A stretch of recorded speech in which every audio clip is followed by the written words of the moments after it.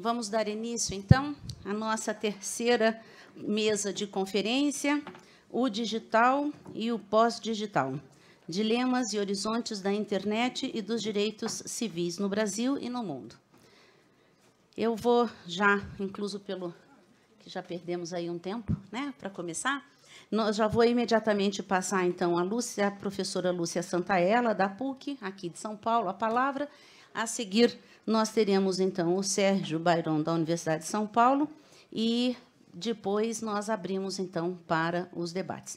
Então, antes de mais nada, eu agradeço à comissão organizadora pelo convite para eu estar mediando essa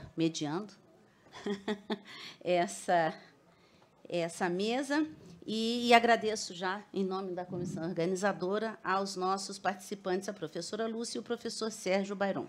Professora Lúcia, com a palavra, por favor. Em primeiro lugar, eu quero dizer boa noite a todos. Evidentemente, é um prazer estar aqui. Agradecer o convite, dar os parabéns para o Trivinho, que ressuscitou a habeas ciber de maneira esplendorosa. Não é assim. Nesse país, tudo depende de pessoas.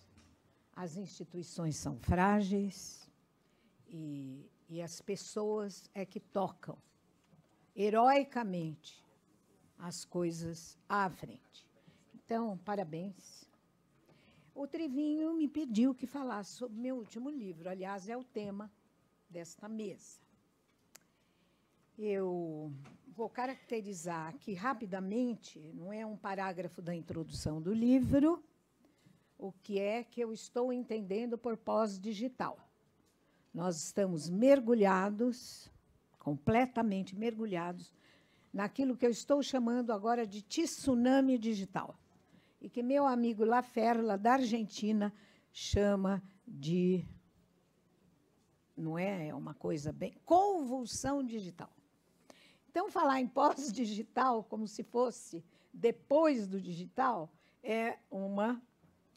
não faz sentido. Então, o pós-digital não significa isso. Então, eu vou caracterizar aqui, pensar a tecnologia, que é o primeiro parágrafo da introdução do meu livro. Pensar a tecnologia nesta era do pós-digital significa implicá-la nas táticas e estratégias do poder. Mas, para evitar a trajetória fácil das doxas, é preciso adentrar territórios ontológicos, epistemológicos, metodológicos e interpretativos plurais, abertos e inspiradores, para que a gente não fique nesse discurso absolutamente quase que vulgar, não é? De pensar o poder por vias do Facebook. É preciso questionar o que nos é dado como verdade e refletir sobre as condições atuais, de modo a conceber o horizonte vital que hoje se apresenta. Buscar caminhos que passem longe do saber esterilizado, que não pensa sobre si mesmo e não se autocritica. Há boas companhias para isso, nas rotas que nos foram e estão sendo apresentadas por pensadores que passaram e têm passado a vida na detecção e denúncia dos filamentos arbitrários do poder, não facilmente entrevistos devido à perversa dissimulação que os envolve. Eu escolhi no meu livro Foucault, Agamben e Negri, que eu acho que são os grandes pensamentos hoje sobre a política e caminhos possíveis que nós podemos tomar. Não se pode escapar de tal tarefa, especialmente em sociedades em pleno transe de conflitos irresolvíveis, muitas vezes mergulhados na crueza e crueldade de embates sangrentos, que não é o caso do Brasil, porque este país a gente não pode levar a sério. Isso nos impele a um comprometimento inescapável com o ethos de um pensamento crítico, tanto quanto possível autônomo e liberto das modas que se deixam levar pelas marolas do boca a boca. Eu fiz uma síntese de um dos capítulos que exatamente tem esse título no meu livro. É uma síntese. Eu me sinto à vontade para apresentar, porque nós vivemos num país em que ninguém lê. Então, repetir é uma oportunidade de ser ouvida.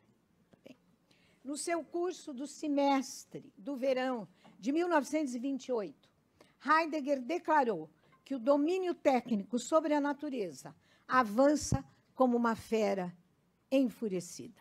1928. Imagine agora. O filósofo não viveu para ver a aceleração desse avanço, não apenas sobre a natureza natural, o problema hoje do antropoceno, crise climática, desaparecimento de espécies, mas, sobretudo, sobre a natureza humana, desde a instauração e incremento da revolução digital. Com algumas sementes anteriores, a história do computador provém do século XX, tanto quanto posso ver, e já publiquei muito sobre isso.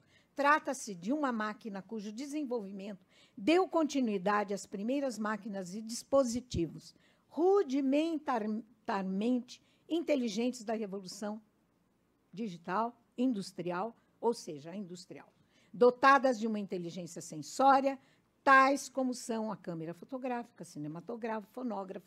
Eu vou pular esse retrospecto, que vem da Revolução Industrial, pega a Revolução Eletroeletrônica e vem, então, nos anos 50, no pós-guerra, o aparecimento do computador, quando começa, acelera-se ainda mais aquilo que está sendo chamado hoje de grande aceleração. E a comunicação, ela tem contribuído para essa grande aceleração. Então, em termos de cultura, o grande toque revolucionário soou quando, de uma caixa fechada para processar e armazenar dados, o computador, por meio de modem e telefone, começou a se abrir para o mundo da comunicação nos anos 90. Nos anos 80. Desde então, a febre tornou-se cada vez mais ardente. Foi apenas há 20 anos que a WWW foi implantada, transformando o computador em uma metamídia deglutidora de linguagens, responsável por um formidável salto nos modos de organização da linguagem humana, que vem sendo chamada de hipermídia. Junto com isso, o desenvolvimento das redes foi colocando crescentemente a internet no terminal do usuário.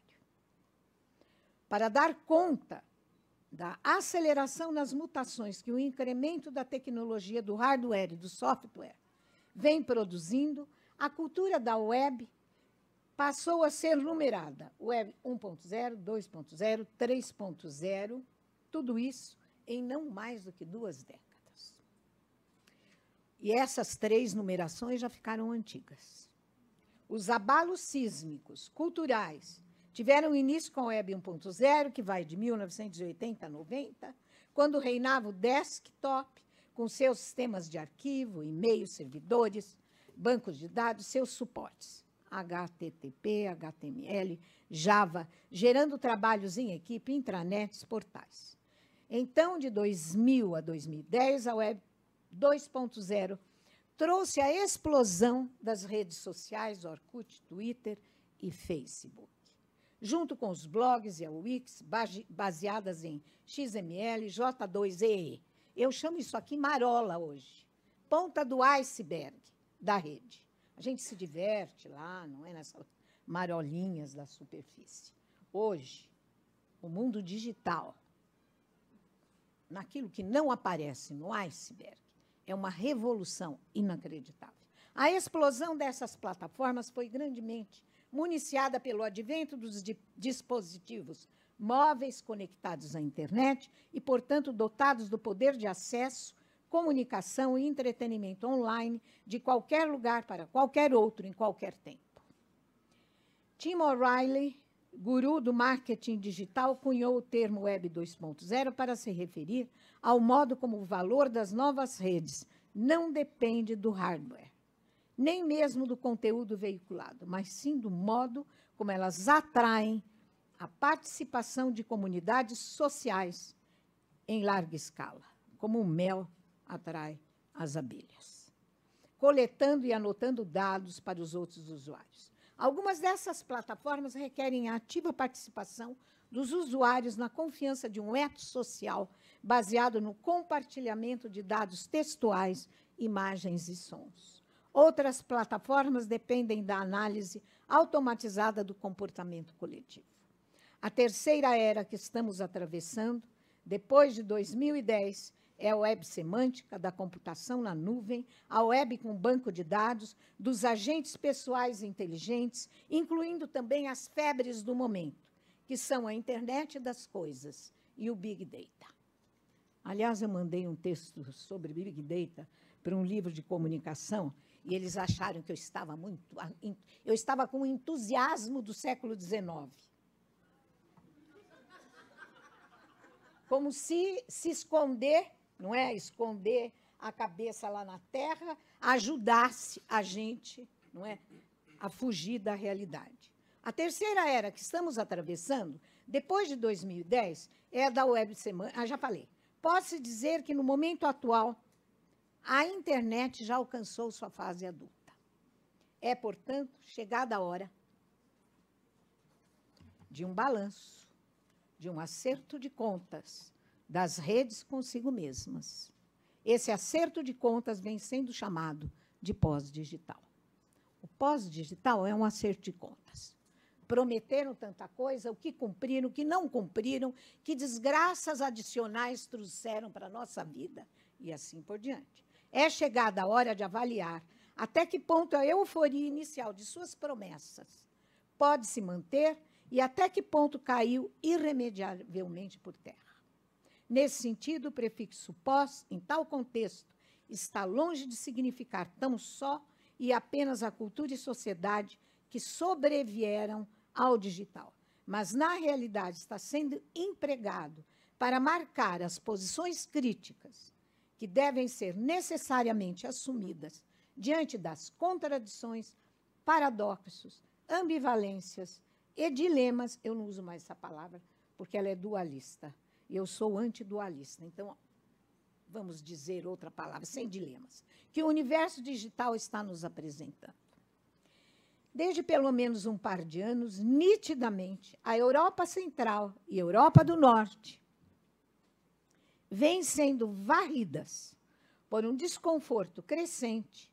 Vocês vão ver aqui no meu texto que eu vou criticá-los, porque eles não têm direito, não é, para se lamuriar. Vamos lá. Em relação à cultura digital, um dos eventos internacionais mais importantes nessa área, o Transmediale, ocorre em Berlim em todos os meses de janeiro. E aqui eu devo agradecer a PUC, que agora tem um mini. A nossa atual reitora, quando era pró-reitora, criou uma mini agência de fomento à pesquisa dentro da PUC e acabo de receber um lindo financiamento para assistir o Transmediale de 2017. Transmediale como termômetro do estado da arte. Por estar sempre antenado nas últimas tendências conceituais, críticas e artísticas do contemporâneo, esse evento funciona como um verdadeiro termômetro do estado da arte e do campo midiático. O núcleo temático de 2014 versou sobre o afterglow, depois da luz, expressando com isso o resto de luz, 2014, crepuscular da cultura digital, o que não quer ingenuamente dizer que o digital chegou ao fim, mas sim que não se pode mais adiar o enfrentamento com o que sobrou do sonho e das utopias tecnológicas. Para isso, é preciso atacar em 3 frentes principais, a saber, a. Examinar a materialidade do digital de uma perspectiva geofísica e geopolítica. B. Prestar atenção naquilo que entra pelas portas do fundo do digital, especialmente o hackativismo. C. Analisar as implicações do digital sobre a identidade, a sexualidade e o prazer como meios para se refletir sobre a política e a cultura. Dessas frentes derivam reflexões sobre vigilância, o uso e abuso militar dos atributos geográficos, o controle geopolítico crescente, diante dos quais os direitos digitais devem resistir e lutar para preservar a liberdade de expressão, a privacidade online e a acessibilidade da informação. Essas são as reivindicações dos hackers, ativistas e artistas.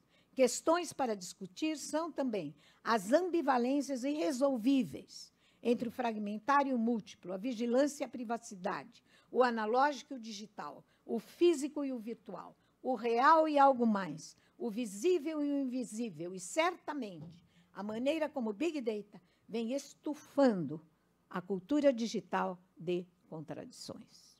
De um lado, o lixo digital invade nossas vidas cotidianas.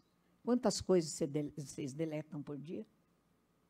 Do outro, o lixo, muito mais sério, antropogênico, está levando a uma crise ontológica da natureza sem precedentes.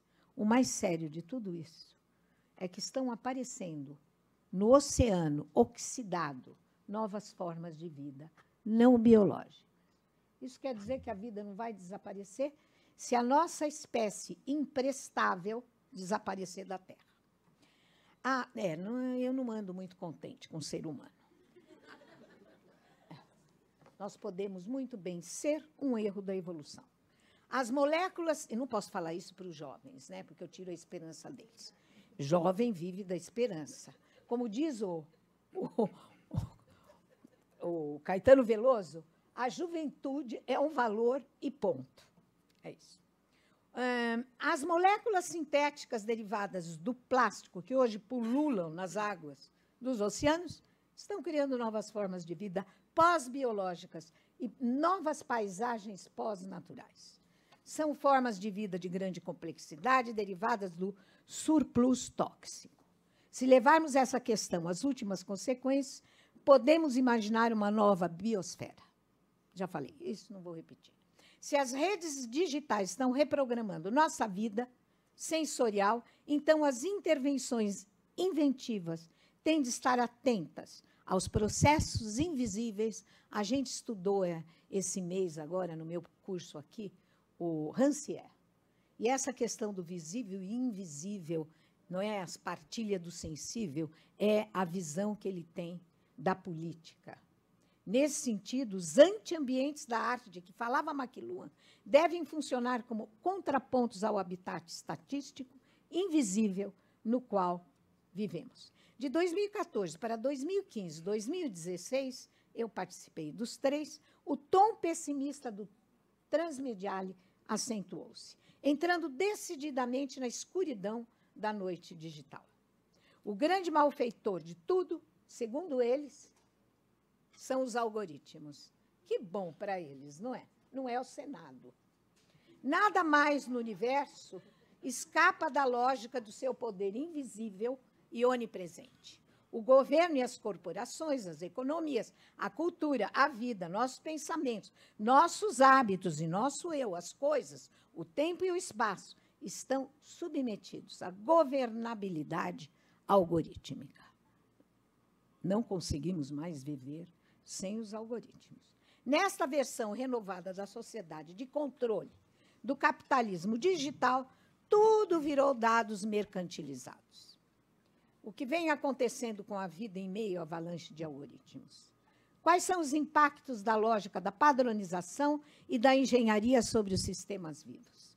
Qualquer direção que possamos tomar, sugestões, recomendações e estatística fisgam o nosso olhar, transformando nossas vidas em índices de monetarização.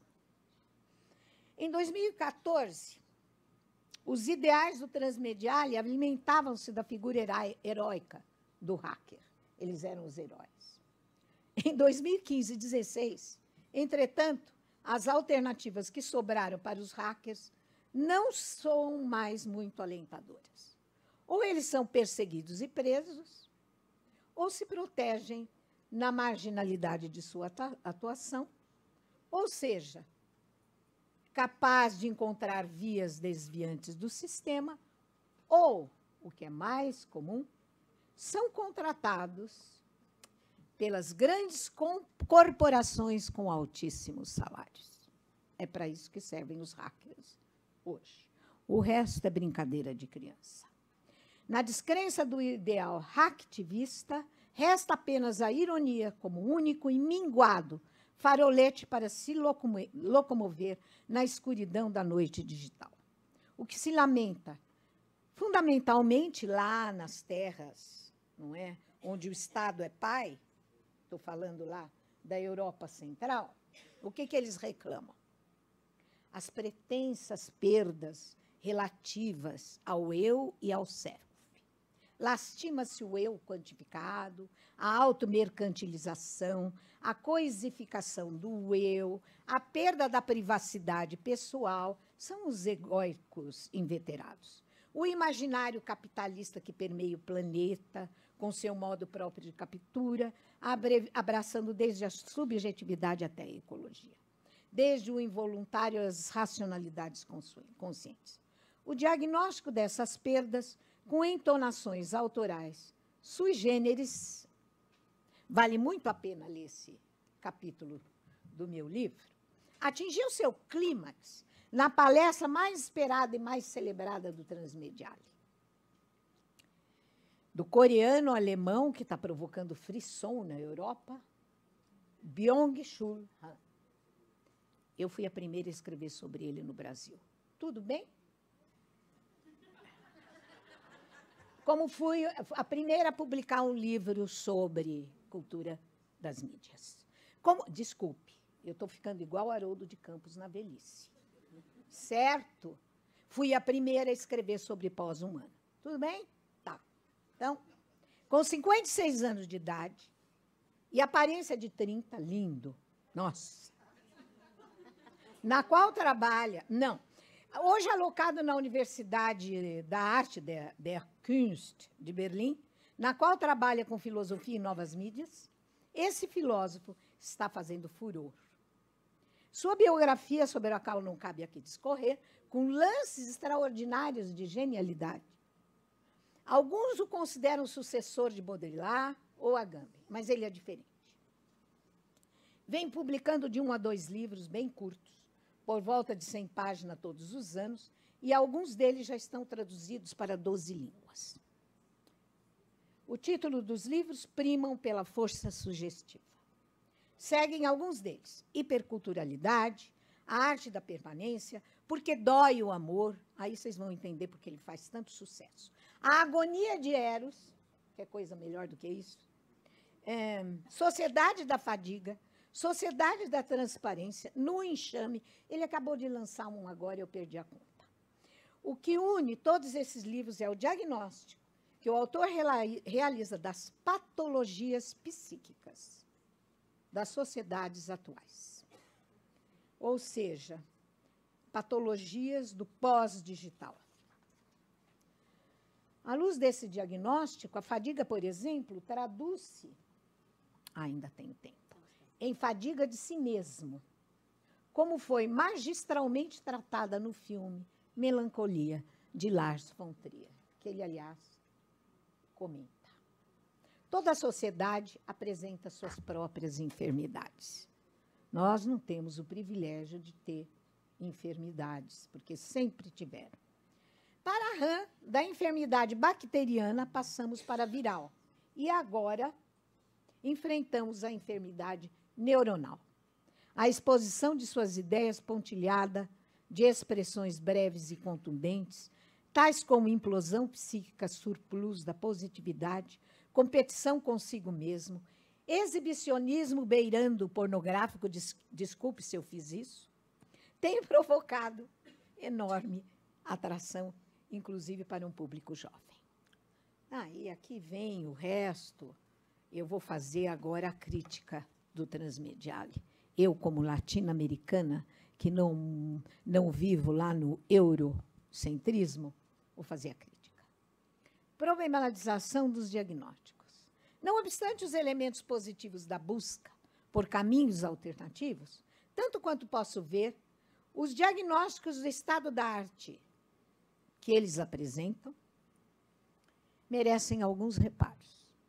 Antes de tudo, o que as lamúrias que se fazem ouvir contra as redes sociais acabam revelando é que a inteligência e psiquismo coletivos, espraiados pelas redes planetárias de comunicação, não conseguiram abalar, em quase nada, o apego nostálgico ao eu cartesiano. Ou seja, um eu unificado, senhor de si mesmo, autônomo e impermeável às transformações, instabilidades e incertezas que a alteridade produz em nós. O que também parece faltar a esses lamentos, relativos a perdidas ilusões egóicas, é a atenção ao fato de que as redes estão prenhes de paradoxos. Olha, nesses eventos, eu ouvi artistas que trabalham com algoritmos dizerem assim: estou tão oprimida pelos algoritmos. Que coisa maravilhosa, ficar oprimida pelos algoritmos. Quisera eu. Contradições e ambivalências. Basta um exemplo. Enquanto governos e indivíduos reclamam da invasão da privacidade, jovens hoje se expõem e se exibem até o limite da obscenidade, sem qualquer preocupação com valores próprios da privacidade, o que transforma a defesa pessoal desses valores em reivindicação de tiozinhos e vovozinhas. Eles não estão nem aí, não é? Está, sobretudo, em falta a densidade do método genealógico, que foi ensinado por Foucault e bem aprendido por Agamben. Para este, a genealogia, como já dizia Foucault, não implica retirar todas as máscaras para desvelar, finalmente, uma identidade primeira, porque ela não existe. Implica, isto sim, uma análise minuciosa dos detalhes e dos episódios, das estratégias e das táticas, das mentiras e das verdades. Vocês estão vendo agora, não é, esse furor com a pós-verdade? Por isso que eu falo que nós precisamos estudar ontologia e epistemologia para não falar bobagem. Como se alguma vez tivesse havido a verdade, pós-verdade. Tudo por causa do Trump. Substituir uma pergunta previsível por perguntas menos óbvias. Colocar nos ombros dos algoritmos o peso de toda a vilania dos poderes atuais não passa de uma obviedade, no sentido de que, a rigor, os algoritmos são apenas a ponta visível do iceberg, bem mais intricado. Desde Foucault, sabemos que toda a sociedade é um arquipélago de poderes que se constituem pela justaposição, enlace, cruzamento e hierarquia de distintos poderes sustentados por distintos saberes e vice-versa. Então, não adianta a gente ficar pondo a culpa no Estado, lá no Supremo Tribunal, no Senado, na Câmara, embora eles sejam todos ridículos. Mas os poderes atuam de maneira muito, muito entrelaçada. E outra coisa, isto eu vou declarar com todas as letras. Este país está absolutamente mergulhado na corrupção, em todos os lugares. E ela é tão onipresente que a gente nem percebe mais. Outro dia me convidaram para fazer um trabalho, certo? Corrupta. E disseram, não precisa dar nota. Eu falei, que bom. Certo? Então, corrupção. Nós estamos acostumados com isso. Vocês querem ouvir como é na Inglaterra? Um aluno não pode, de modo algum, nem quando ele defende a tese com aquele orientador, ele não pode dar nenhum presente. As crianças não levam maçã na escola para a professora. Essa cultura. Meu marido, que é alemão, ganhou uma caneta, como chama aquela caneta caríssima? Como chama? Mont Blanc, de uma brasileira. Ele pôs na gaveta e não dá nem para mim. Falo, me dá essa Mont Blanc. Não dá. Bom. Técnicas do poder disciplinar, que já eram comuns no século XVIII, Agora, sob o manto dos algoritmos, típicos da passagem da sociedade disciplinar para a sociedade de controle, para ficarmos apenas no campo da educação, são técnicas que se perpetuam em seus vários estágios, que vão dos jardins de infância aos programas de pós-graduação, especialmente nos países periféricos do capitalismo global. Vocês querem sociedade mais Foucaultiana do que a das nossas escolas? É mais Foucaultiano ainda do que o militar e o religioso. Na pós-graduação, prestem bem atenção, estou pulando aqui, porque minha crítica hoje ela é mais aguda do que quando eu escrevi isso aqui. Na pós-graduação, o aluno tem que fazer a disciplina que o orientador dele manda. Lindo, né? Não tem porosidade, não tem liberdade, não tem autonomia. São esses profissionais da educação e do conhecimento que nós formamos nesse país. Técnicas do poder disciplinar, Ora, o foco irradiador do poder disciplinar sempre esteve voltado para o corpo dos indivíduos, por meio da supervisão, da vigilância estrita, do adestramento físico e domesticação mental. O exemplo que eu dei para vocês não é outra coisa, senão domesticação mental. Em prol do incremento da força de trabalho e hoje também em prol dos gráficos estatísticos acadêmicos. Estou cansada de ir na CAPES. Bom, agora ela desmoronou de uma vez. Mas antes, quando ela ainda apreciava eu chegava lá todo ano e eles mostravam gráficos. Abriram um curso de pós-graduação? Abriram. Daí punham aqueles gráficos. Gente, meu sangue fervia. Punham os gráficos e diziam, passamos a Inglaterra. Só que hoje eu estou celebrando que a CAPES aprovou o 6º curso que eu criei nesta universidade. Acaba de ser aprovado o curso de mestrado profissional em games, o primeiro no Brasil, que vai funcionar lá na Marquês. Obrigada.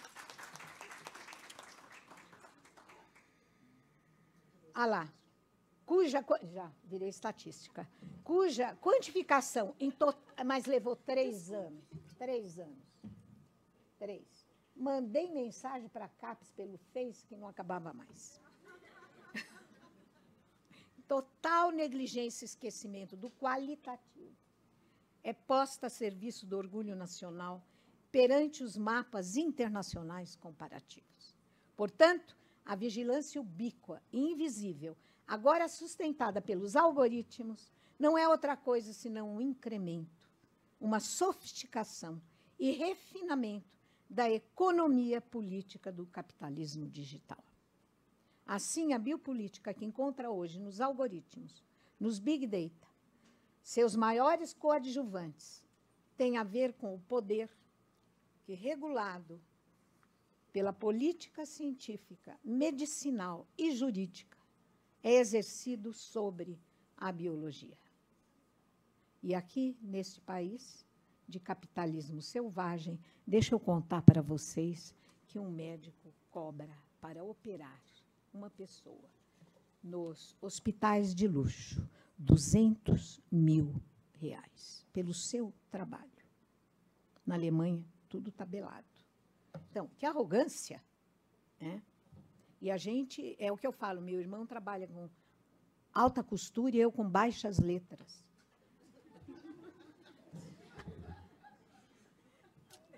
Ocupando todos os espaços de... Gente, eu estou muito brava sobre o Globo.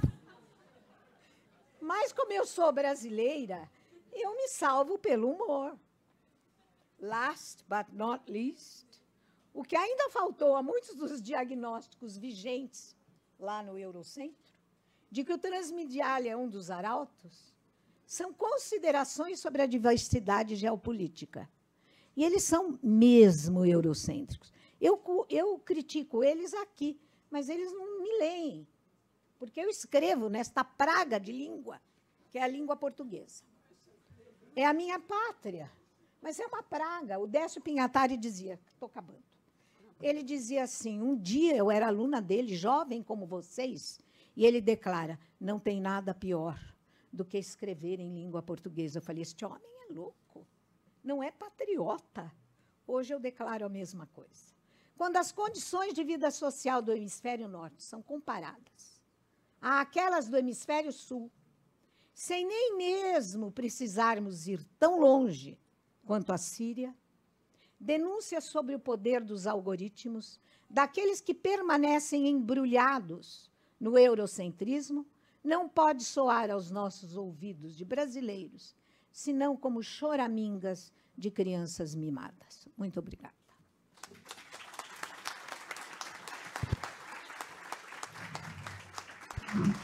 Bom, agradecemos, então, a professora Lúcia Santaella, que, mesmo brava, conseguiu nos motivar e trouxe aí bastante contribuição, e, com certeza, vamos ter um debate bastante fervoroso também. Por favor, vão escrevendo. É culpa do Trivinho. É culpa do Trivinho. Ele me mandou falar de política.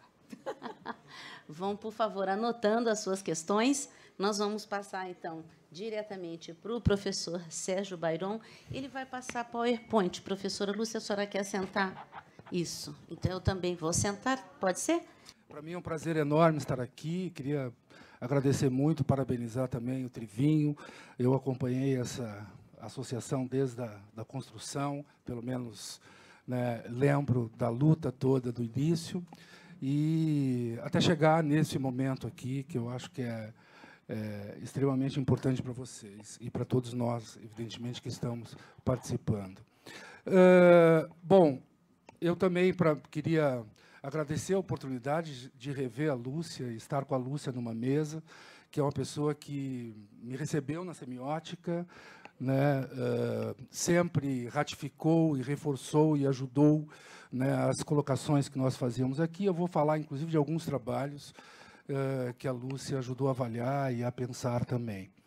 Bom, qual foi a minha opção, né, em relação a essa temática, que é uma temática extremamente abrangente? O digital e o pós-digital, dilemas e horizontes da internet e dos direitos civis no Brasil e no mundo. Eu fiquei pensando e resolvi ampliar mais ainda o tema, né? Então, eu resolvi trazer algumas questões que eu tenho discutido sobre o pré-digital, né? Ou seja, questões que se construíram historicamente e que definem ainda hoje, sobretudo, instituições, inclusive a universidade, né, que nós fizemos parte. Eu vou, então, ler.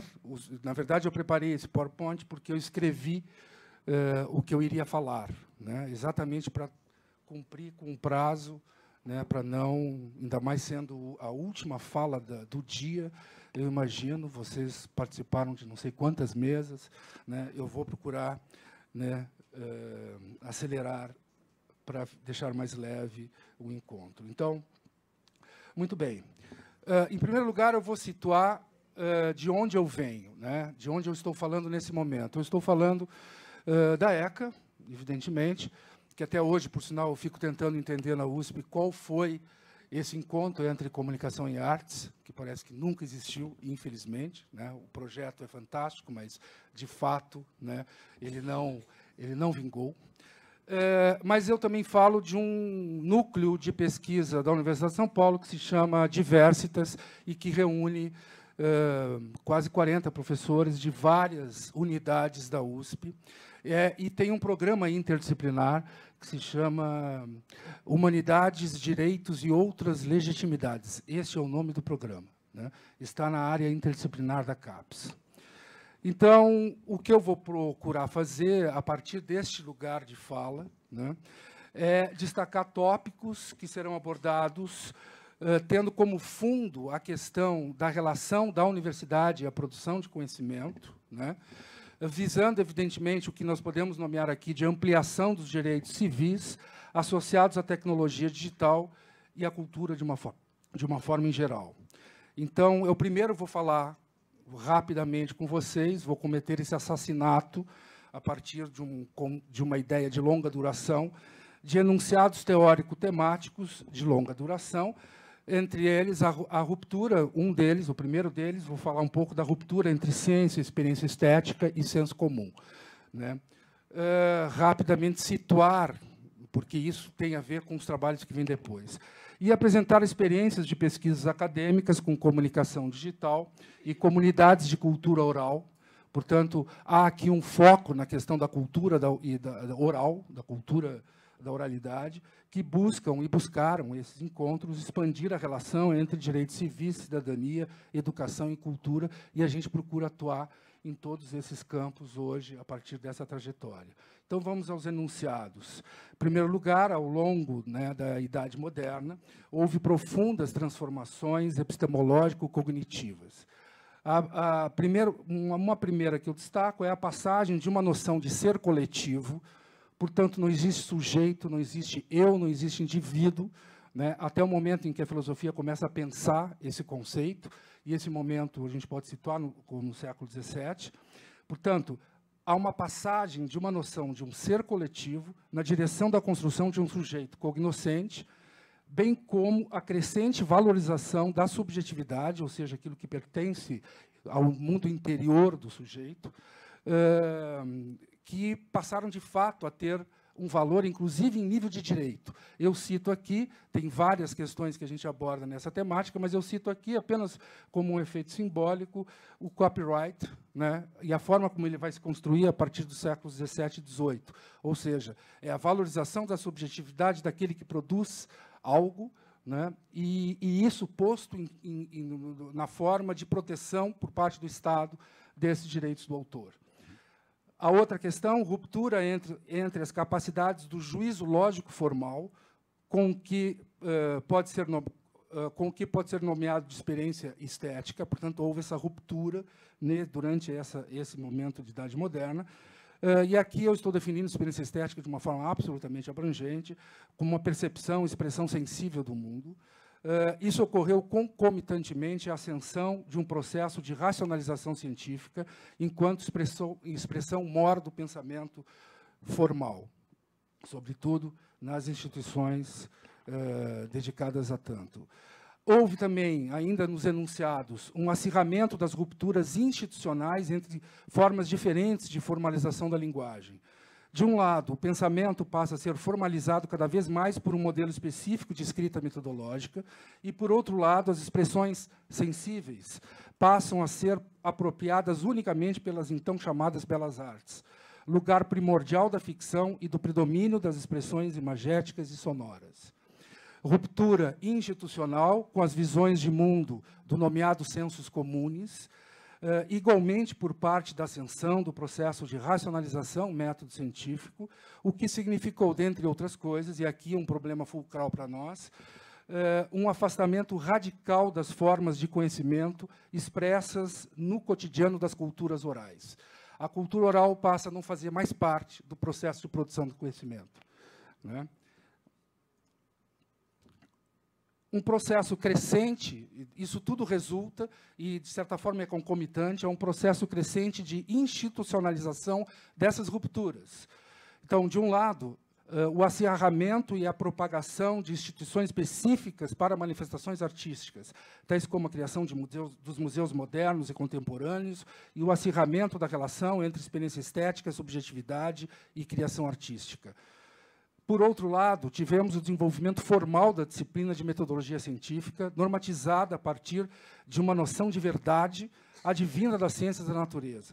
Isso significou a expansão institucional de lugares apropriados para a pesquisa científica, cito os programas de pós-graduação, que têm início, sobretudo no início do século XIX, das universidades, e, consequentemente, a educação e o ensino geral, né, baseada na padronização de formas de ou de produção do conhecimento científico. E, por último, o último enunciado, ao chegarmos nos séculos XIX e XX, as rupturas anunciadas acima já estavam fortemente institucionalizadas. De um lado, o mundo da experiência estética e das mídias emergentes se consolidaram em grandes estruturas espacial-institucionais. De outro lado, ocorreu um processo de pasteurização da noção de documento científico que passou a controlar hermeneuticamente o mundo das imagens, das corporeidades e das sonoridades, inclusive aqueles que se definem como parte constitutiva do saber oral. Então, baseado nesses enunciados e na descentralização e socialização das tecnologias de comunicação, incentivadas pelas características antropotécnicas do digital, desde a década de 90, nós começamos a trabalhar, e em grande parte aqui na semiótica, no sentido de propor 2 reencontros principais, né? Em primeiro lugar, a proposta de inserção da experiência estética como forma de conhecimento nos ambientes institucionais de pesquisa e ensino, a universidade e o ensino em geral.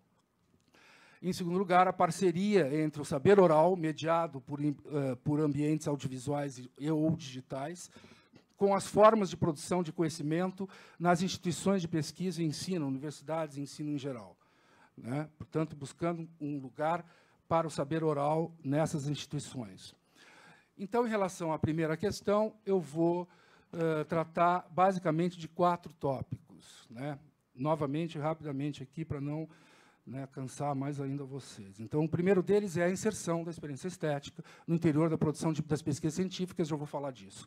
Segundo, a produção partilhada, o que nós temos chamado de produção partilhada do conhecimento, junto de comunidades da cultura oral, indígenas e afro-brasileiros, essas comunidades com as quais a gente tem trabalhado durante um bom tempo já, por meio da mediação de produções audiovisuais. O terceiro, desenvolvimento de ambientes digitais visando promover o encontro entre os saberes da cultura oral, literário e acadêmico. Quarto, as ações políticas objetivando influenciar o poder público no sentido de buscar a aprovação de leis apropriadas que garantam a inserção da cultura oral como parte constitutiva da formação educacional, científica e da cidadania brasileira. Existem países como a Austrália, a Nova Zelândia, que já estão bem mais adiantados nessa proposta, e são países que têm ainda uma cultura oral extremamente ativa, né, e viva, tal como nós. A primeira questão, a inserção da experiência estética no interior da produção das pesquisas científicas.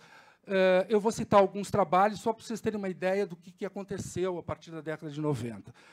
Esse primeiro trabalho chama-se Hipermídia, Psicanálise e História da Cultura, e teve por objetivo criar um ambiente, esse ambiente visual e sonoro, e as próprias interações que ele oferece foram desenvolvidos absolutamente na íntegra, seguindo uma relação com os conceitos a partir de autores da psicanálise freudo-lacaniana e autores da história da cultura, ou seja, como que a psicanálise freudo-lacaniana se fundamenta, alguns de seus autores, na história da cultura e vice-versa, como que a história da cultura buscou fundamentação na psicanálise freudo-lacaniana.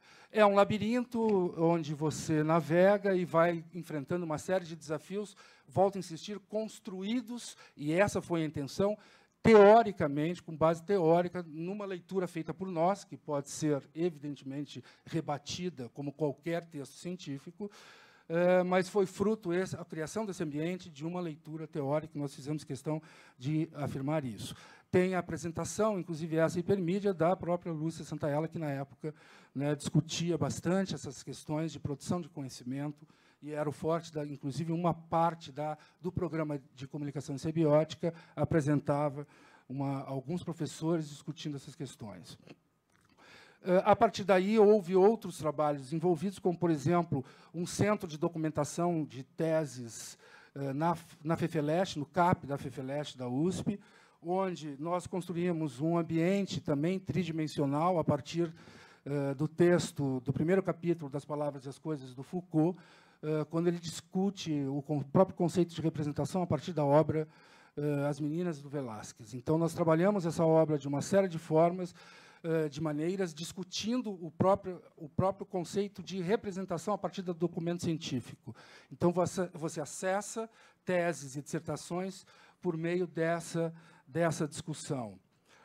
Um outro trabalho, que também foi um trabalho grande, diz respeito à trajetória do Huygens, do Johann Moritz Huygens, no século XIX, no Brasil, sobretudo a expedição de 22 a 25, onde nós trabalhamos o conceito de geografia do imaginário e propusemos, na época, uma reunião entre as obras do Huygens e a própria cartografia de época que ele usava, né, ou até mesmo pintava, portanto, o processo de criação seguiu esse caminho.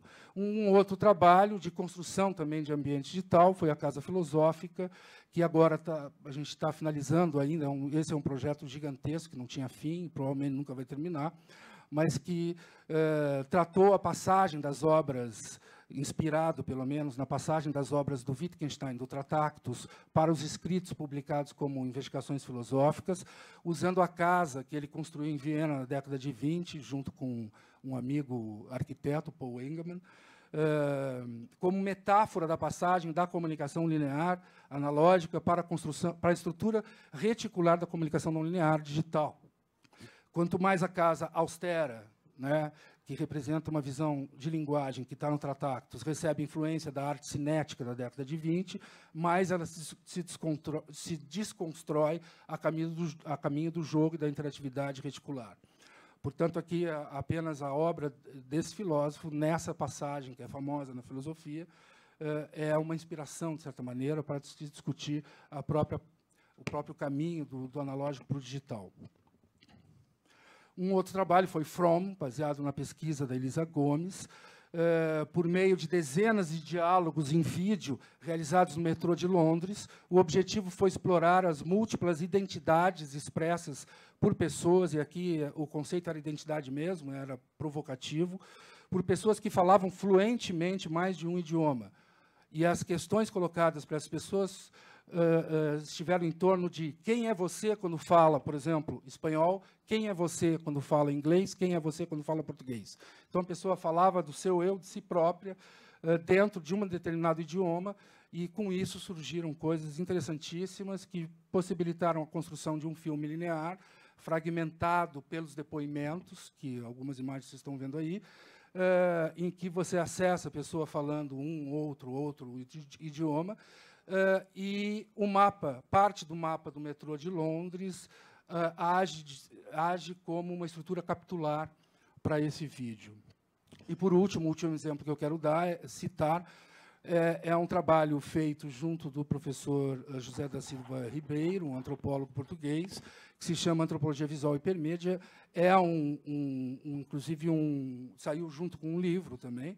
E esse trabalho, o ambiente apresentou um possível encontro entre as narrativas audiovisuais presentes na antropologia visual, sobretudo nos filmes, e a estrutura reticular da comunicação digital e a hipermídia. Né? De que forma... E aqui começou, inclusive, a partir desse trabalho, uma aproximação, em parte com a antropologia visual e, em parte, com a relação entre filme e hipermídia. Muito bem. O segundo tópico, a produção partilhada do conhecimento, junto de comunidades da cultura oral, por meio da mediação de produções audiovisuais. Essa discussão do audiovisual com mediação é enorme, mas, enfim, né, ainda vou usar aqui a ideia. Bom, o que nós começamos a fazer? A partir de 2004, que foi nessa aproximação antropologia visual e hipermídia, nós começamos a nos aproximar, sempre junto de alguns colegas, de comunidades da cultura oral. Então, concomitantemente, e sobretudo a partir do ano 2004, começamos um aprofundamento da relação com culturas orais brasileiras, latino-americanas, buscando produzir conhecimento em parceria por meio de produções audiovisuais. Até o momento, já foram realizados dezenas de filmes com essas comunidades, sendo que parte deles pode ser encontrada no endereço CEDIP, com 2 P's, do YouTube. A intenção não era e não é formar cineastas nessas comunidades, indígenas ou afro-brasileiras, mas utilizar o audiovisual como um interlocutor possível entre os saberes da tradição oral e acadêmico. Né? Eu vou aqui só deixar rolar um vídeo, né, que mostra um pouco, pelo menos, o processo de reflexividade que a gente procura adotar. Então, todo o processo de produção é coletivo e compartilhado, sendo que as versões parciais das montagens, ao mesmo tempo, agem como um registro, documento audiovisual que é apresentado e discutido com os membros do próprio local, da própria comunidade, momento que também é filmado e passa a fazer parte do filme. Né? E um dos resultados imediatos é que os integrantes das culturas orais, aqui nós temos o Paulinho, que é um bororo, né, dando um depoimento sobre a importância de não filmar, porque os integrantes da aldeia tinham mudado de opinião no dia que se ia começar o trabalho com eles, e aí levamos o Paulinho para dentro de uma oca e fizemos um depoimento junto com o Paulinho, que é, de fato, quem iria filmar, era ele, né? E conversamos sobre isso, e ele, depois, na USP, apresentando essa questão da importância do não filmar. Um dos resultados imediatos é que os integrantes das culturas orais passam a oferecer cursos de formação nas universidades e escolas, como parte da proposta da produção partilhada do conhecimento. Então, aqui há uma questão histórica voltada para reconhecer a cultura oral, de fato, como um saber extremamente profundo e válido, como, se quiserem, a sociologia, a filosofia ou a antropologia, né? Portanto, nesse sentido, se consideramos esse enunciado válido, o que fazer no tocante a transformar ou a buscar a transformação da estrutura institucional que nós ainda temos, né, inclusive nas universidades e nas escolas. Terceiro, o que nós começamos a fazer? Nós juntamos esses saberes e esse know-how e começamos a desenvolver ambientes digitais junto com essas comunidades da cultura oral. Então, desenvolvemos um trabalho que foi uma escola em 3D na região do ABC, onde estavam lá as temáticas transversais, né, e a partir da qual esse processo foi feito junto com as professoras e estudantes, na época, e, ao mesmo tempo, as professoras tinham acesso a teses e dissertações, a 30 teses e dissertações que falavam da região do ABC. Boi Ero Quirereu, que é um trabalho feito, um filme feito pelo o Paulinho Bororo, e, a partir desse filme sobre o funeral Bororo, foi desenvolvido, junto com ele, um ambiente hipermídia, um ambiente de navegação que desconstrói o filme e que possibilita o diálogo com as outras pessoas da comunidade, por meio da fotografia, com o Sérgio Sato, que, no caso, foi quem fez um mestrado sobre esse processo, e com um conceito que a gente começou a trabalhar, que nós chamamos de reticularidade fílmica, que é esse processo de desconstrução do filme e de inter-relação de partes do filme X com o restante da documentação, né? Bom, ainda tenho 8 minutinhos, né? Então, a partir, assim, um outro trabalho, que também é um trabalho importantíssimo e que está agora sendo finalizado, é o trabalho Coração de Reis Congo, né, onde foram realizados, isso tudo nos últimos 20 anos que eu estou falando, né, onde foram realizados 22 filmes em parceria com comunidades da Coroação de Reis Congo, e esses 22 filmes também foram a base para a construção de um ambiente que nós chamamos de reticularidade fílmica, que associa as várias temáticas de interesse dessas comunidades, inclusive a possibilidade do encontro entre essas comunidades que sequer se conheciam, né? E algumas ainda não se conhecem, né? E nós buscamos isso. Um projeto atual que eu estou envolvido é com a universidade, em parceria com a Universidade de Stanford, sobretudo com os professores Marília Librandi e Vincent Barletta, de lá, que a gente tem chamado de Sense and Sound, e que ele está baseado, inclusive, numa proposta que foi desenvolvida ao longo dos últimos 10 anos, que eu nomeei de Texturas Sonoras, também, por sinal, teve a participação da Lúcia, esse projeto, que constou na sonorização de textos acadêmicos e de textos literários, né? Portanto, a partir do texto, como que eu sonorizo essas questões e os conceitos postos a partir desse processo de sonorização. Aqui, no caso, o projeto com Stanford tem um objetivo de criar uma rede entre pesquisadores e pessoas de comunidades para criar sonorização a partir de determinado texto, ou de determinada história, ou de determinada narrativa. A ênfase é no som. Então, tem gente, por exemplo, trabalhando com fonógrafo e Machado de Assis e o contexto da literatura, né, machadiana, no final do século XIX, sobretudo no contexto de construção e de criação e da chegada do fonógrafo no Rio de Janeiro. Por exemplo, eu estou envolvido num trabalho que associa a obra do Guimarães Rosa com a Coração de Reis Congo, portanto, com a cultura oral. Então, nós estamos sonorizando o Recado do Morro do Guimarães e buscando, na narrativa da Coroação de Reis Congo, que é o que amarra a obra Recado do Morro, uma possível interpretação sonora desses textos, né?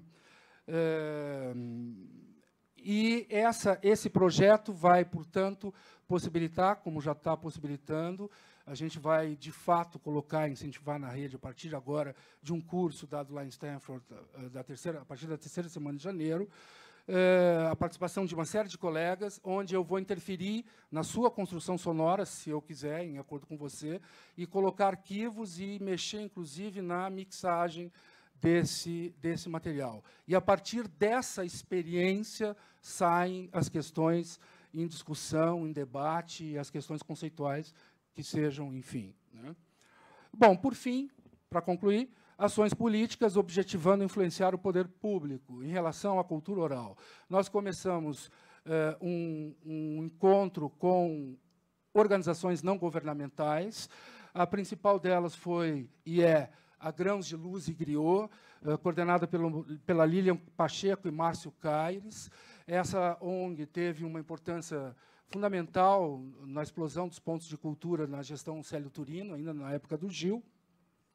E essas ONGs, elas têm uma forma de lidar com, por exemplo, como a proposta da Grãos de Luz e Griot, uma forma de lidar com a cultura oral que, na universidade, nós não temos condições, né? Porque, geralmente, quando você traz alguém, quando você traz um mestre desta cultura, eleito como mestre pela própria comunidade, para a universidade, a coisa ou para a escola, a coisa é complicadíssima, né? E nós vimos uma série de problemas ainda há uns 15 anos atrás, quando isso estava mais em voga.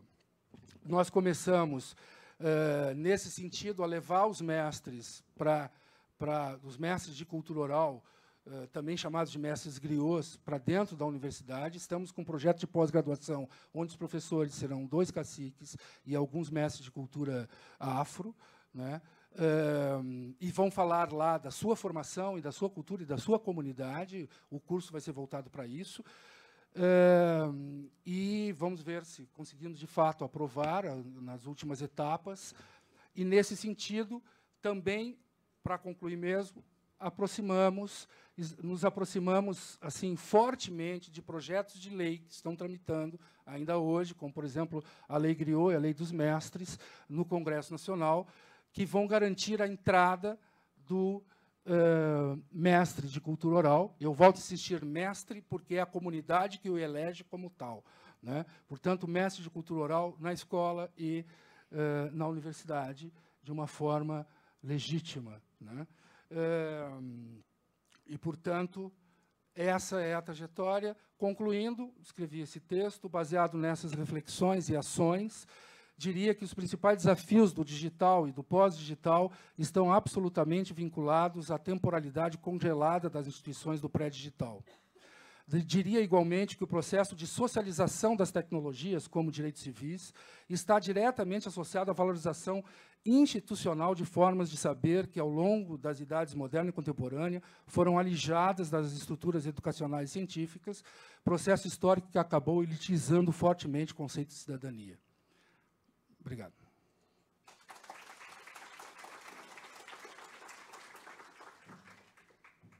Bom, muito obrigada, então, professor Sérgio, pela sua apresentação. Ambos foram bem controladores no tempo, eu agradeço muito por isso. Nós vamos ter 30 minutos. Eu acho que tivemos aí, desde uma fervorosa reflexão sobre o nosso contexto, com bastante reflexões importantes sobre o que estamos vivenciando, e essa essa perspectiva de que, depois de tanto tempo, a internet ainda tem muito escondido, né?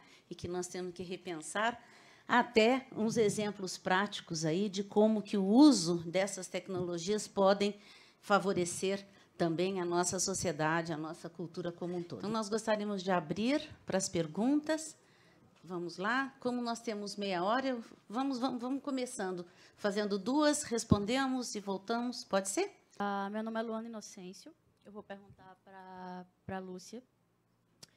Primeiramente, fora Temer, né, antes da fala, eu acho importante pontuar isso.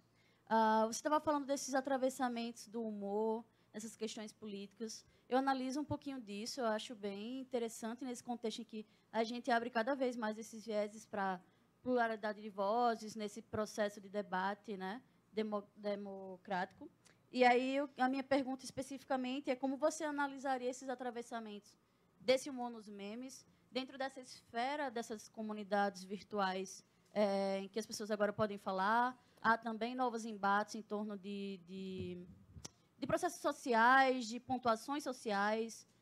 Há um embate maior contra questões como racismo, homofobia, empoderamento da mulher. Então, há todas essas questões, né? E há muitos esses atravessamentos políticos nesse cenário em que a gente está vivendo assim, de dúvida, e até essa luta pungente contra a corrupção, essa busca do brasileiro de maior inserção política, eu observo, assim, acredito.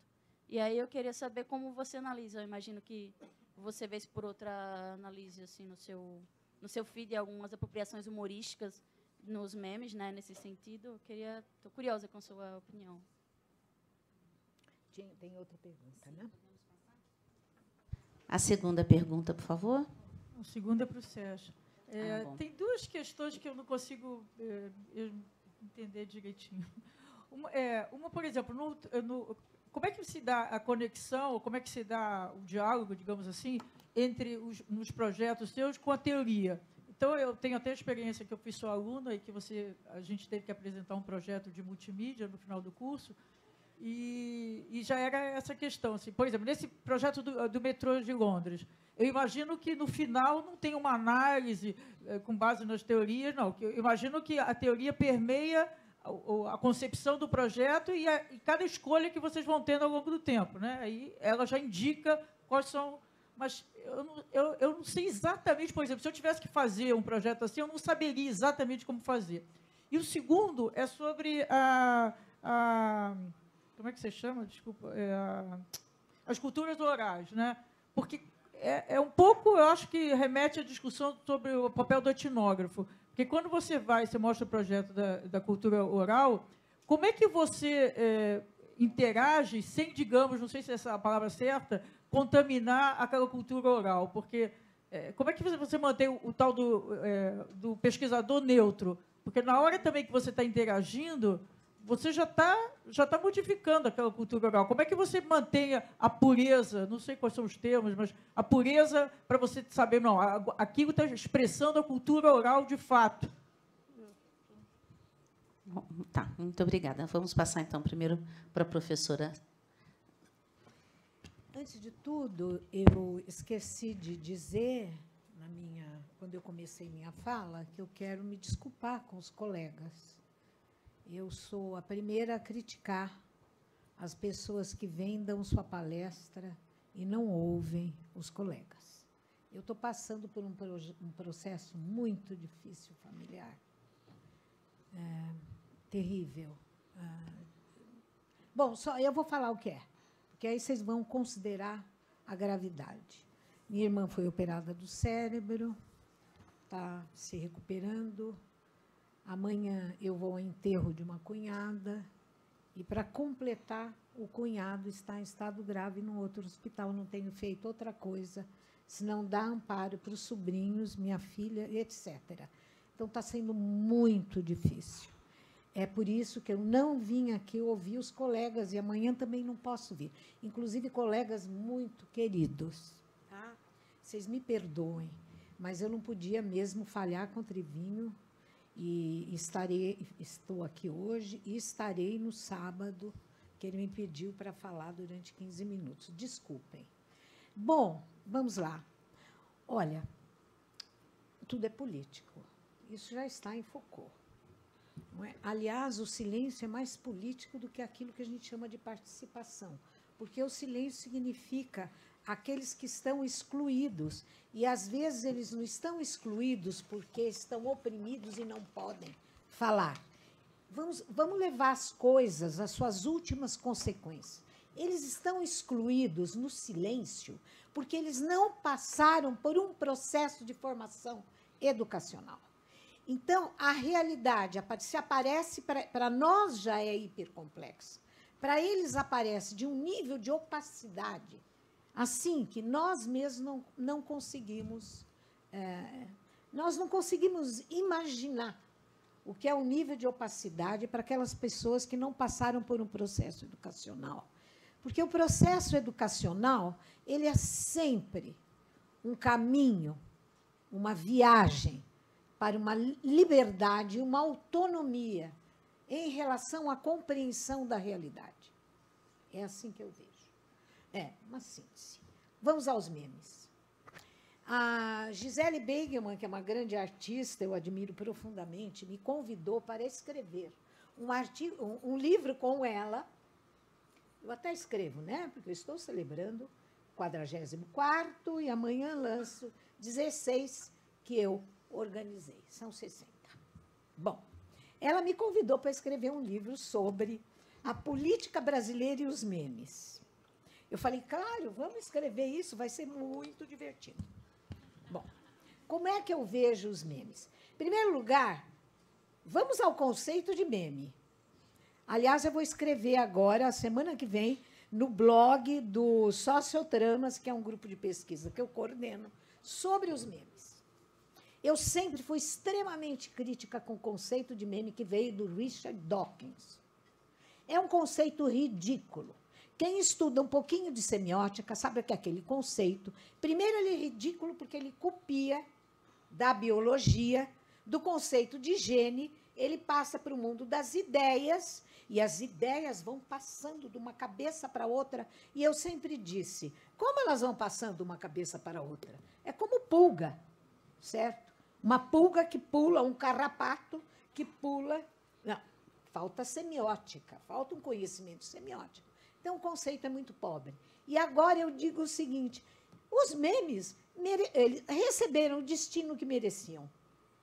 Virou essa coisa humorística, não é?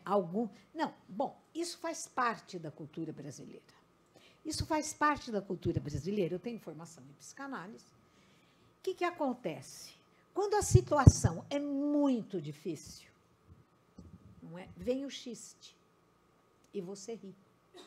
Então, o xiste muitas vezes funciona como uma explosão, não é, de humor, de riso, diante do insuportável. Você já viu muitas vezes as pessoas, quando estão em desespero, elas passam do riso ao choro com uma facilidade assim, como se não houvesse, não é, uma ponte entre um e outro. Então, no Brasil, por isso que eu falei, é aquilo que nos salva. Porque é tão insuportável a situação que nós estamos vivendo. Não é? Sempre foi. O Brasil, ele já é insuportável por natureza. Mas tem a praia, tem o sol, tem a alegria, tem a expansividade. Eu falo da Alemanha, mas eu detesto a Alemanha. O povo não ri. Ninguém ri. Então, você não vê ninguém rindo. Então, é insuportável para um brasileiro, não é? Então, tudo perfeito, mas ninguém ri, não tem alegria, não tem expansão. Bom, então, o humor faz parte, está lá, no Oswald de Andrade, não é? Ele diz assim, a alegria é a prova dos 9. Ele está falando do Brasil. Então, tanto é que esses memes aparecem, os melhores memes aparecem, quando a situação atinge um nível de insuportabilidade, não é? Grande. E a gente ri. A gente ri como uma forma de, não é neutralizar, mas é uma forma de manter um mínimo de equilíbrio diante de uma situação que te atropela e que te torna tão infeliz, principalmente porque isso eu vou falar no sábado, esta situação, o que ela mais desenvolve em nós é um sentimento abominável de impotência. É isso. Obrigada, professora. Tudo bem? Passamos, então, ao professor Sérgio, a segunda pergunta, a segunda e a terceira. Sim, eu brinquei com a Sueli antes da mesa que eu ia ter que fazer uma fala estilo classe média americana conhecendo o Museu do Louvre, né, num dia. Então, teria que passar por uma série de questões. Achei que era melhor privilegiar isso do que aprofundar um desses trabalhos, uma dessas experiências, né? Mas, respondendo à primeira questão, sim, quer dizer, cada projeto desses teve, evidentemente, que as suas questões teóricas fundamentais, né? Enfim, esse, por exemplo, From, a discussão foi da tensão em relação à tensão existente em relação ao conceito de identidade a partir do Deleuze, né?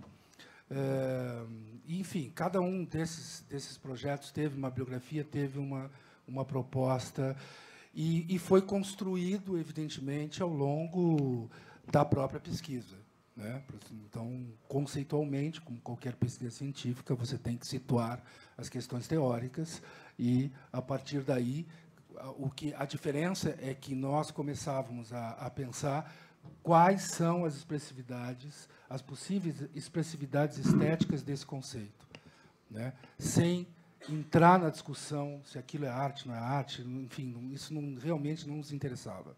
O que interessava era a possibilidade de entrar ou de desenvolver uma expressão estética para determinado conceito teórico e colocar isso em voga, em discussão, por meio da construção desses ambientes.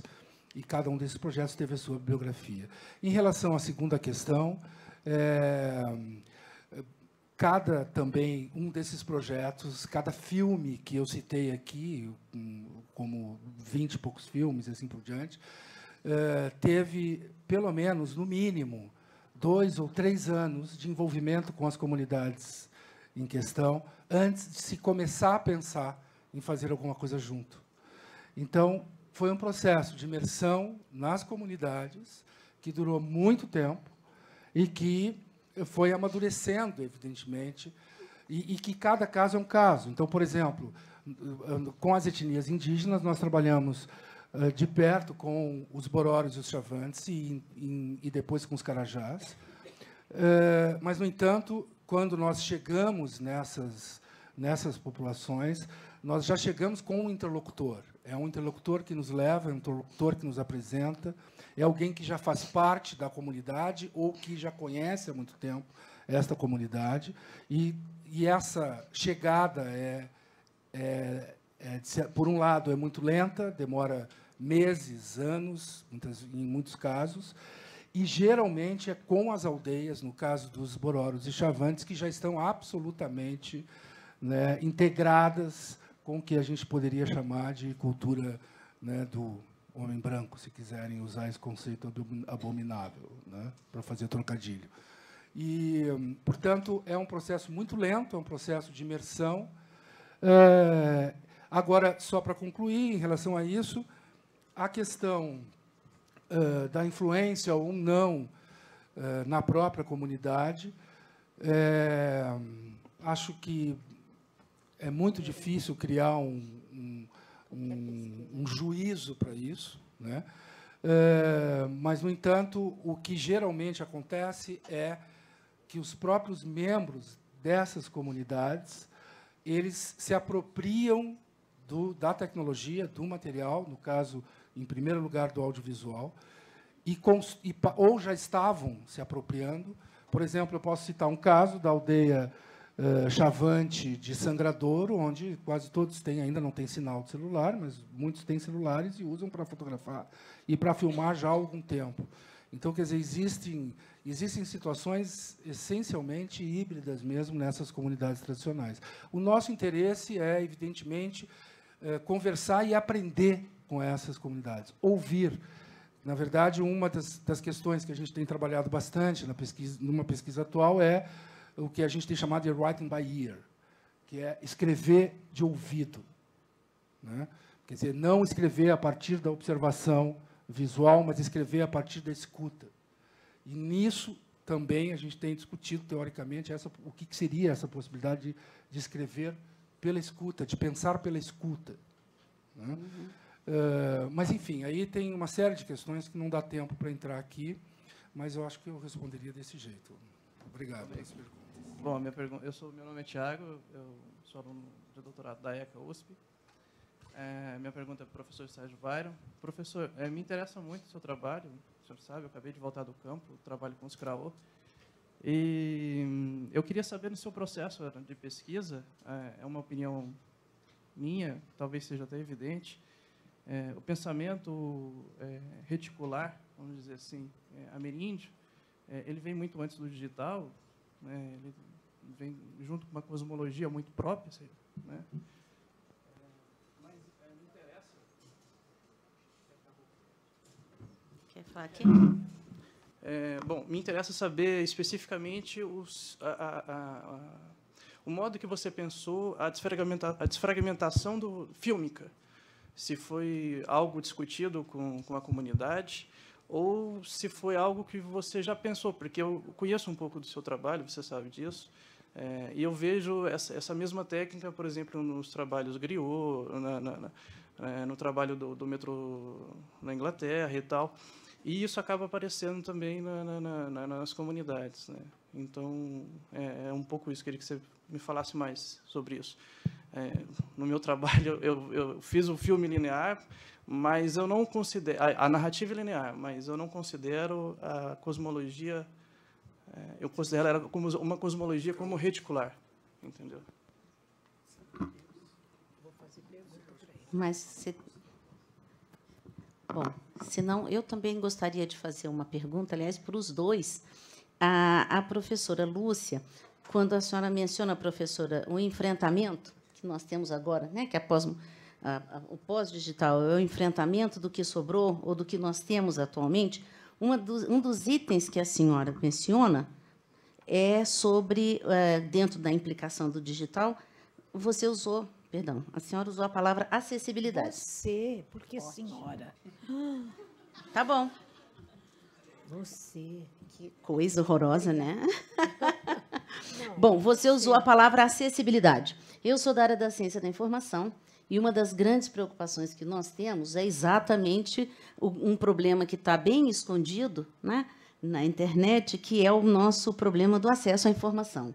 O acesso de uma maneira bastante ampla e democrática. Eu não sei se esse termo, tanto que amanhã todos estão convidados, temos uma mesa sobre direitos autorais, inclusive, né? Vamos voltar a falar sobre isso. Eu não sei se aqui você estava se referindo à acessibilidade do ponto de vista de pessoas com algum problema de deficiência ou se era acessibilidade de acesso e o que você entende como o problema do acesso à informação dentro desse enfrentamento, que eu acho que é um dos problemas, ao meu ver, muito críticos que nós estamos vivenciando com a internet hoje.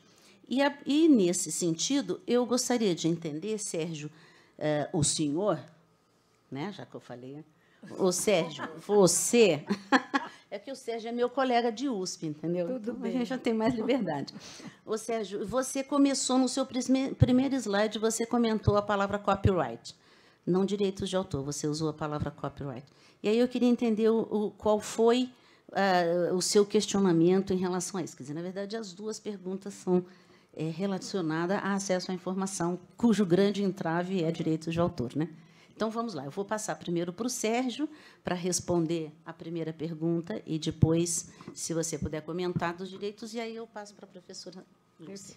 Olha, Tiago, na verdade, a gente procura, quando a gente chega em loco, né, para trabalhar com a comunidade, a gente procura chegar de uma forma do que o Vertov já chamava, de certa maneira, de desarmado, um olhar desarmado, uma postura desarmada. Então, eu tento, pelo menos, e a gente tenta, chegar para interagir com essa comunidade, viver e ter experiência naquele dia. O Teófilo estava falando da questão dessa experiência como conhecimento que você vai adquirindo, que é fundamental para construir isso, né? E a gente procura deixar com que as temáticas surjam a partir dessa imersão na comunidade.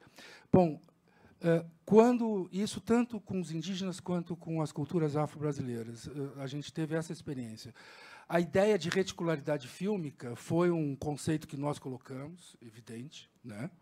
Mas, no entanto, isso surgiu de uma experiência na relação com os filmes produzidos em parceria com as comunidades. Qual experiência? A gente, avaliando as montagens parciais que eram feitas, as pessoas falavam: não, mas aqui, por que você não põe aquela cena daquele outro filme que não sei quem está fazendo? E aí, não, mas, enfim, e começou a se multiplicar esse tipo de sugestão entre eles. E se a gente a gente sugeriu, num determinado momento, e se a gente fizer uma ligação disso com aquela outra cena do outro filme? Ah, então está ótimo.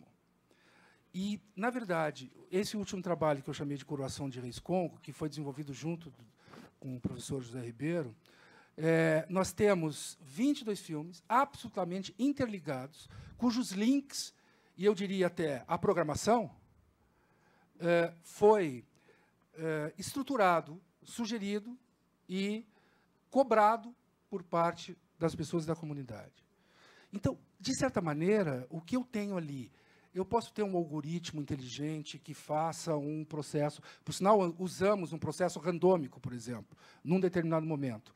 Usamos uma estrutura randômica dentro de um ambiente desse. Por quê? Porque a capa de um ambiente apresentava um mestre X lá, o mestre Juvecino. E aí os outros mestres chegaram para nós e falaram: por que é o Juvecino que está na capa, que aparece de frente? Aí começou uma discussão com os outros mestres. O que nós sugerimos na época que tínhamos esse domínio da programação? E se cada vez que a pessoa entrar nesta tela aparecer um mestre diferente? Eu tenho lá 15 mestres se apresentando, cada vez que ela entrar nesse lugar, vai ser um mestre diferente, que não tem ordem. Ah, pode ser assim? Pode ser assim. O que vocês acham? Ótimo. Ou seja, a própria forma de criar o ambiente acaba sendo um processo de negociação com as comunidades, né? Então, nesse sentido, a ideia de reticularidade fílmica surgiu da experiência em campo, da experiência de construção, que é o que a gente chama de construção partilhada do conhecimento, com as próprias comunidades que estão nos recebendo.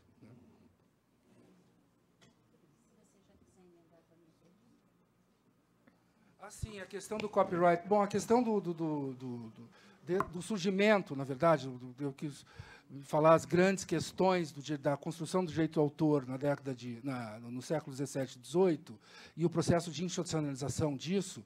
Na verdade, o que nós atualmente estamos trabalhando é, de um lado, os direitos, evidentemente, consagrados ao autor, né?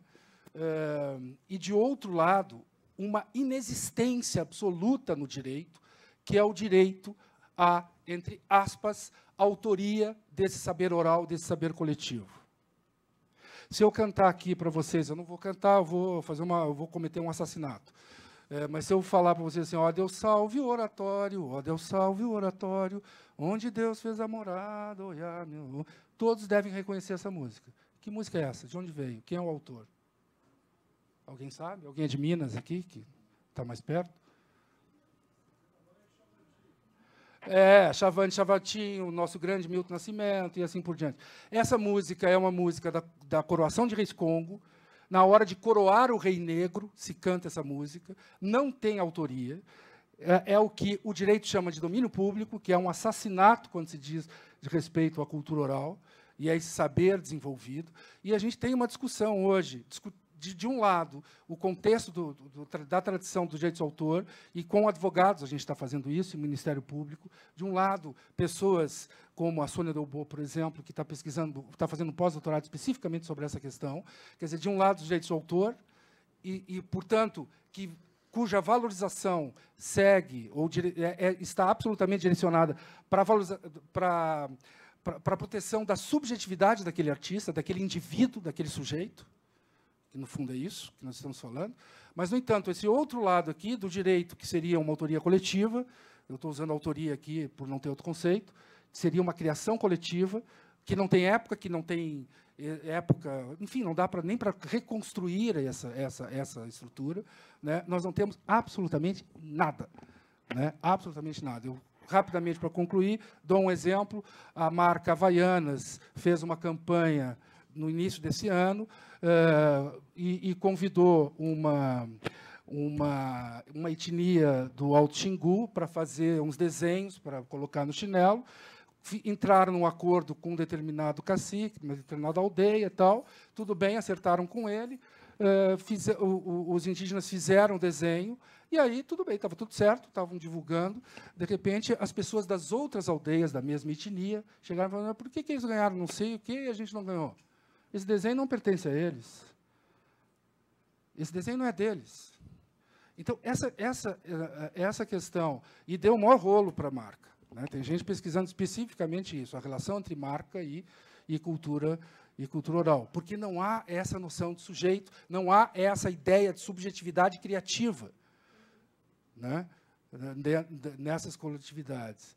Bom, senão aí... Então, Sueli, senhora, não, a questão do senhora. Quando me chamam de senhora, eu falo assim, não, sem senhora. Porque, deixa eu só contar por que isso... eu chamava meu pai e minha mãe de senhor, senhora. Meus filhos nasceram e chamavam eles de você. Então, sabe, ficou uma coisa muito engraçada na família.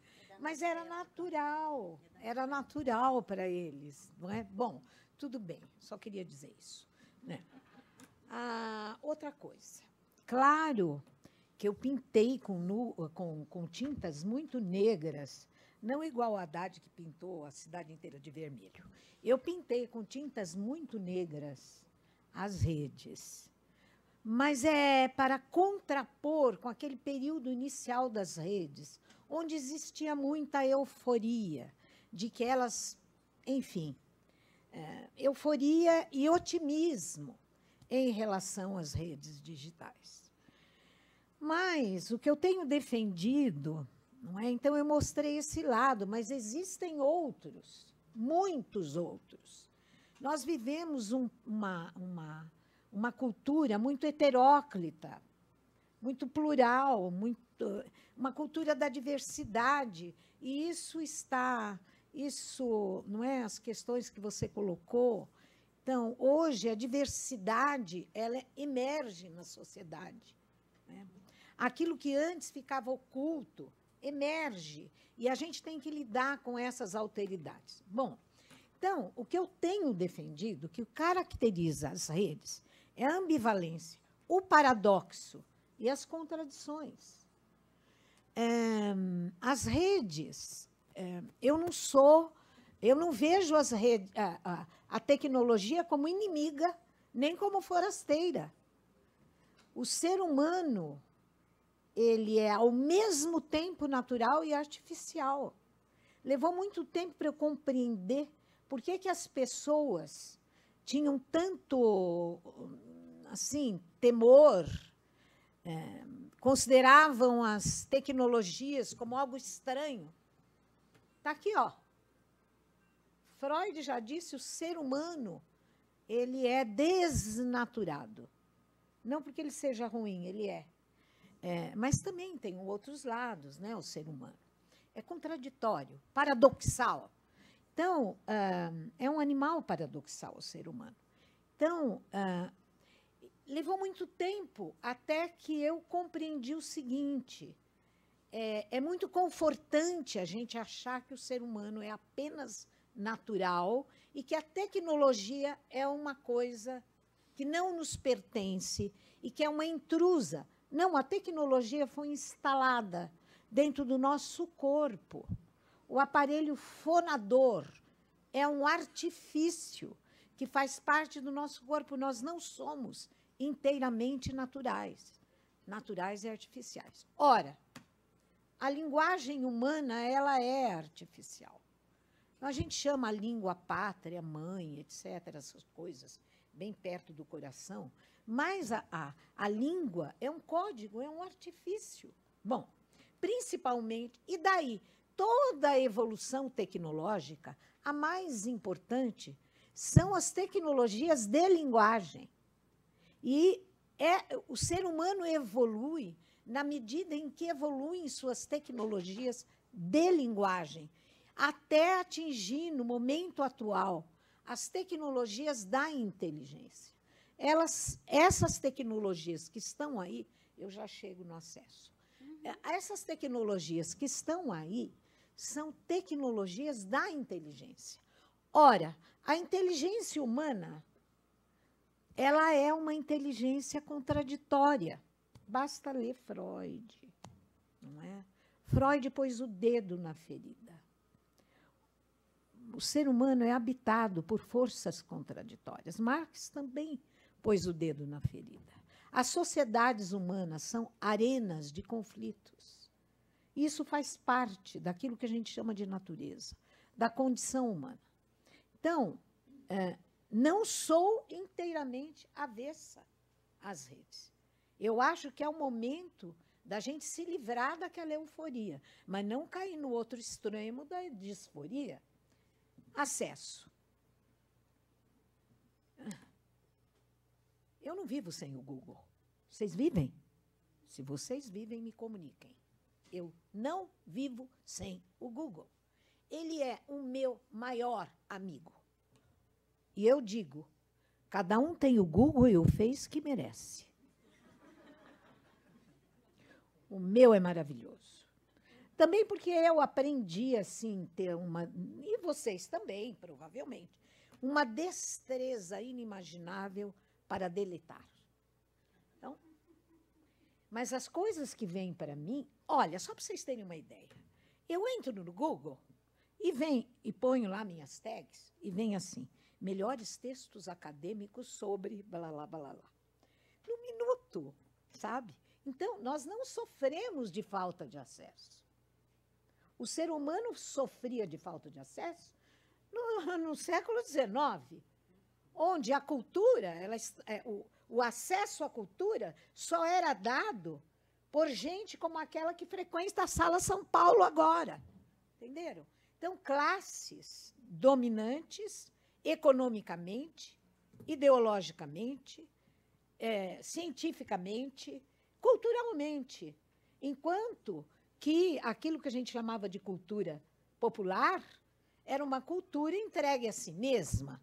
Claro que eles tomavam conta das ruas. Quem estudou isso foi Bakhtin, cultura popular da Idade Média, onde ele mostra, e inclusive o sonho de Bakhtin era reescrever toda a história da cultura e da literatura, sob o ponto de vista daqueles que estavam excluídos. Não é daquele... Benjamin também escreveu sobre isso. Nós não sofremos mais de falta de acesso. Aliás, o que nós temos agora é o excesso do acesso. Então, na aula que a Gisele... Eu estou citando a Gisele hoje. Acho que ela está pensando em mim. Na aula que ela deu, na livre docência dela, magnífica, uma aula ela começa... Depois eu me aproveitei daquilo. Ela me mandou e eu fui dar uma palestra em Weimar, lá peguei, não é, a cola da Gisele B. O que acontece nas redes em cada minuto? Bilhões de acessos. Então, nós não sofremos a falta. Excesso. Mas nós temos que considerar uma coisa. A rede, ela se estrutura em camadas. Entenderam? Então, se você tem uma curiosidade que te leva longe, e essa curiosidade ela é alimentada pela tua formação educacional, porque é só pela educação que a gente consegue desenvolver a ética da curiosidade. A ética da curiosidade nos leva longe. E você vai penetrando naquelas camadas. É simples. A gente recebe todo dia a revista da FAPESP. Você se interessa por uma matéria? Daí, saiba mais. Você entra Daí ela vai te direcionando. E se a sua universidade paga boas revistas, que não é o caso da PUC, mas como eu tenho acesso pela Universidade de Kassel, que paga todas as revistas, você vai lá e chega à informação original na Nature. Então, como que a gente pode falar mal, não é, desse aspecto das redes? Então, aquilo também, quando a gente fala de vigilância, privacidade, é tudo muito ambivalente. A gente critica a vigilância, mas tem formas de vigilância que a gente dá graças a Deus. Eu pego meu celular e o Santander diz assim, não use seu cartão. Claro, é uma segurança que você tem, não é? Teu cartão está lá sob perigo de ser clonado. Eu telefono para o Fleury para fazer um exame. Não é? Claro que eu não uso o SUS. Né? Agora, nem vão ver no meu contrato lá, no meu olerite, quanto eu pago de seguro de saúde por mês. Mas eu telefono para o Fleury e eles falam assim, qual é o seu número? Eu sou um número. E eu não reclamo de ser um número, porque eles me atendem instantaneamente. Percebem? Então, a gente tem que... Eu comecei a minha fala por aí. Tem que explorar as perguntas que nós temos que fazer diante da realidade. E hoje, aquilo que nós chamamos de realidade é absolutamente inseparável dessas redes com as quais nós convivemos. Carregamos na bolsa, e com isso eu tenho acesso a qualquer pessoa no mundo, a qualquer informação que me interessa, a qualquer momento. Então, claro que é extremamente positivo, mas você paga o preço desse positivo. Essa é a realidade humana. O ser humano, ao mesmo tempo que ele luta pela vida, eros, que é o que os artistas fazem, o compromisso deles é com a vida, ao mesmo tempo é habitado por Thanatos. E está dentro de nós, não adianta pôr a culpa lá. Ah, é aquele lá o culpado, é o Senado que é culpado. Não, nós temos esse demônio dentro de nós. E a cada amanhecer a gente tem que perguntar de que lado estou, de Eros ou de Thanatos. É isso.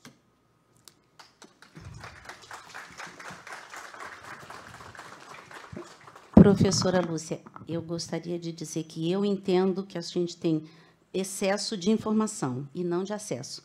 E eu gostaria de saber se os 60 livros da senhora estão disponíveis em texto completo pelo Google. Olha, isso é questão de acesso. Conversar. Não, vamos conversar. Calma. Senhora Sueli, vamos conversar. Eu defendo o seguinte, está no primeiro livro que eu escrevi sobre... Não, segundo. Culturas e Artes do Pós-Humano. Eu estava dando um curso aqui na PUC, aprendi com os alunos, né, porque a gente tem que arriscar e se aproveitar um pouco da inteligência dessa juventude. Eles são extremamente inteligentes. Eu construí aquilo que chamava culturas tecnológicas. Eu não entendia nada. Peguei uma mala do... Lembra? O Sérgio Byron viajou, trouxe uma mala, falei, me empresta a mala. Peguei toda aquela mala, eu não entendia nada. Estava cheio de livros. É. Obrigada. Obrigada. Peguei os livros do Sérgio Byron, ficaram comigo um mês na minha casa. Uns eu encomendei, etc. Então, é o seguinte, vamos lá. Por que a cultura humana hoje é tão hipercomplexa? Porque as culturas anteriores não morreram.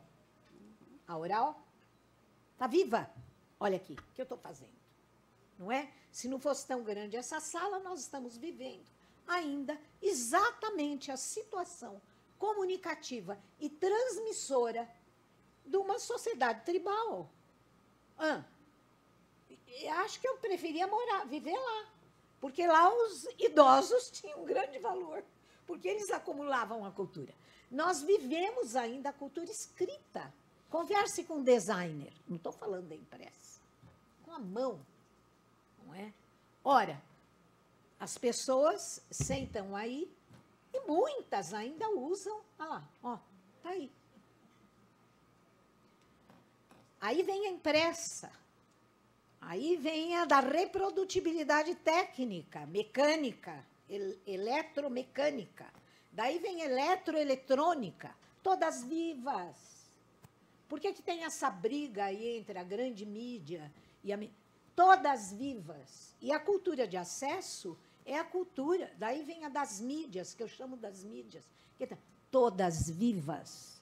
Só que quando aparece, não é, uma forma cultural, a mais nova, tende a ser vista como exclusiva, mas ela não é. Então, essa ideia está em Serres, é maravilhosa. São camadas, como se fossem camadas tectônicas. E elas provocam movimentos na superfície. Então, por que eu publico ainda em papel? E quero publicar em papel. Embora que meus livros todos, que nenhuma editora mais está interessada, eu estou transformando em digital. Agora, esse aqui eu gosto. Eu ainda publico assim. Por quê? Porque isso aqui pertence a uma tradição que é ainda importante, ela é ainda importante, com editoras que têm, não é? No mundo digital, qualquer coisa pode ser publicada. Não tem o mesmo.